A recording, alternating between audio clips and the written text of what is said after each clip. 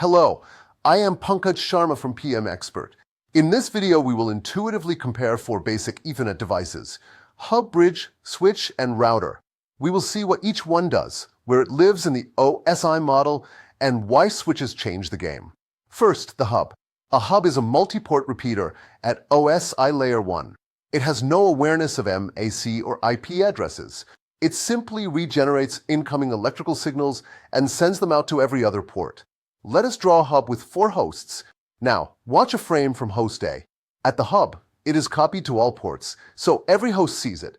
Because everyone shares the same wire logic, this creates a single collision domain and many collisions, especially if 2 hosts talk at once.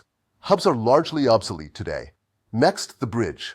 A bridge lives at OSI layer 2 and understands MAC addresses. It learns which MAC lives on which side, and forwards frames only to the correct segment. We will draw a 2-port bridge with a left segment and a right segment. First, when host A sends, the bridge learns A is on the left.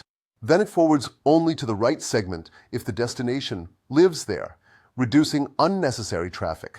Collision domains are split per segment, but broadcasts still go everywhere because it is still one broadcast domain. Now, the switch. Think of a switch as a multi-port bridge, also at OSI layer 2, learning MAC addresses per port and forwarding frames only where they need to go. We will draw a 4-port switch with 4 hosts. Here is the key benefit. Each port is its own collision domain, so 2 pairs can talk at the same time with no collisions. Compared to a bridge, a switch gives per port collision isolation, higher aggregate bandwidth, and better scalability. Finally, the router. A router is a layer 3 device that uses IP addresses and routing tables to move packets between different IP subnets. We will draw to L8NS on different subnets connected by a router. Broadcasts are stopped at the router, so each interface is its own broadcast domain. But a unicast packet destined for the other network is forwarded using the routing table and may also perform NAT or firewall functions. Let us finish with a concise comparison and highlight the core ideas. Hubs blindly repeat bits. Bridges and switches learn MAC addresses to forward frames intelligently, and routers examine IP to connect different networks.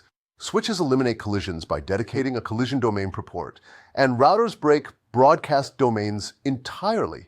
In summary, use switches inside the LAN for efficient, collision-free delivery, and use routers to connect different networks and control broadcasts.